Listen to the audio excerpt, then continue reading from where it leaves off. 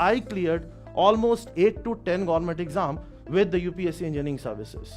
I was almost cleared with first rank in 2 national level examination. I got first ranks, and also in other exam I was in top 10 only.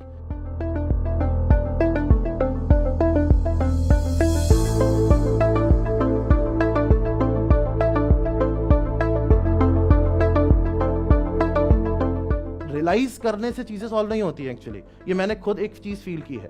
हम लोग सोच तो बहुत कुछ लेते हैं, बहुत बड़ी बड़ी चीजें सोच लेते हैं कि will do that, will do this, but उस चीज को जब इंप्लीमेंट करने का टाइम आता है ना, तो there is a very big gap between the thinking, the idea and the implementation of that idea. That gap we have to bridge, we have to just connect those two things.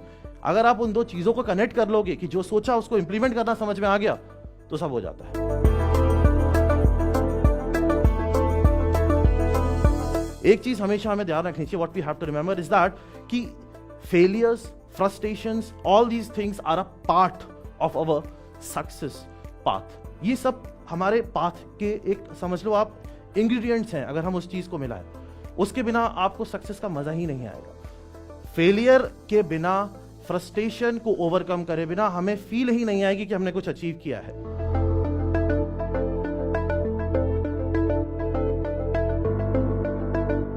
छोटे छोटे गोल हमें fix करने चाहिए। कभी एक बड़ा सा गोल fix नहीं करना चाहिए कि मैंने बहुत बड़ा गोल फिक्स कर लिया कि आज मैं बहुत बड़ा एक आदमी बन जाऊंगा। नहीं, this is not the thing. अगर आप बहुत बड़ा गोल फिक्स करोगे तो आपको फ्रस्ट्रेशन अगर मिलेगा या आपको फेलियर अगर मिलेगा तो आप उसे झेल नहीं पाओगे।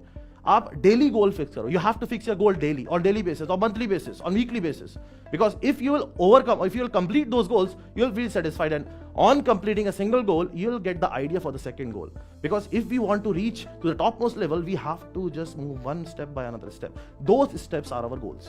We have to conquer those small goals first. उसको धीरे धीरे करते चले जाओ, आपको आइडिया मिलता चला जाता है।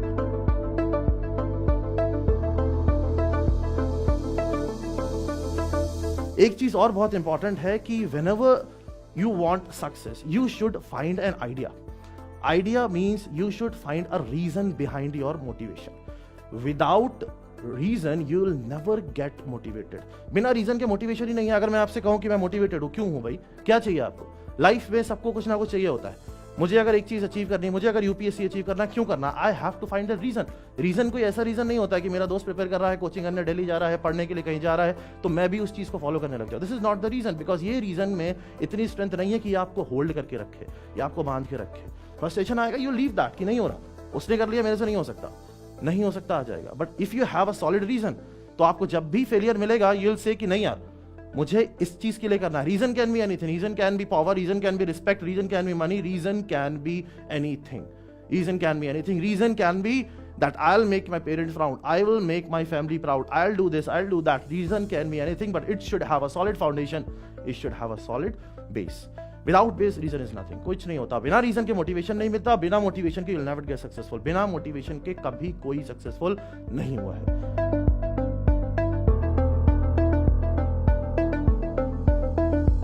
आज का जो टाइम है, इस टाइम में वही सक्सेसफुल हो रहा है जो दिमाग लगा रहा है। That is smartness is required with hard work. अकेले हार्ड वर्क से आप मेहनत करोगे, आप पढ़ाई का एग्जाम्पल ले लो, आप 12 घंटे पढ़ोगे, 15 घंटे पढ़ोगे, आप 20 घंटे पढ़ोगे, आपका सक्सेस मिल जाएगी। But if you will work that particular point with smartness, अगर स्मार्टनेस का एक्स्ट्रा तड़का लगाओगे तो वही सेम चीज आप 6 घंटे में पढ़ के निकाल लोगे।